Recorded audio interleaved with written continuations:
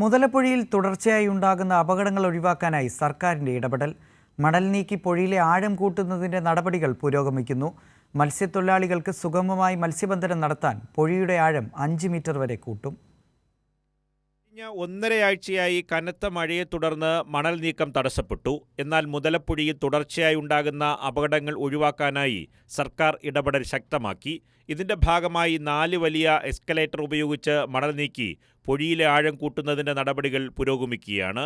2 ദിവസം മഴ മാറിയപ്പോൾ തന്നെ മണൽ നീക്ക നടപടികൾ വീണ്ടും തുടങ്ങിയതായി harbour assistant engineer Arun Mathews പറഞ്ഞു. പുഴയിൽ നിലവിൽ 2 മുതൽ 3 മീറ്റർ വരെ മാത്രമേ ആഴമുള്ളൂ. അത് 5 മീറ്റർ വരെ ആക്കണമെന്നാണ് സർക്കാരും അദാനിയുമായുള്ള ധാരണാപത്രം. മത്സ്യത്തൊഴിലാളികൾക്ക് സുഗമമായി മത്സ്യബന്ധനം നടത്തുന്നതിനു വേണ്ടി പുഴയുടെ ആഴം 5 മീറ്റർ വരെ കൂട്ടുന്നതിനുള്ള ശ്രമമാണ് ഇപ്പോൾ നടക്കുന്നത്. വിഴിഞ്ഞത്തേക്ക് കല്ല് കൊണ്ടുപോകുന്നതിനു വേണ്ടി 150 മീറ്ററോളം മുറിച്ച പുലിമുട്ട് പുനഃസ്ഥാപിക്കാൻ നടപടികൾ ആരംഭിച്ചതായും അധികൃതർ പറഞ്ഞു. 4 എക്സ്കവേറ്റർ ഉപയോഗിച്ച് കഴിഞ്ഞ 3 ആഴ്ചയായിട്ട് മണ്ണ് മാറ്റുന്ന പ്രവൃത്തി നടത്തി വരുന്നുണ്ട്.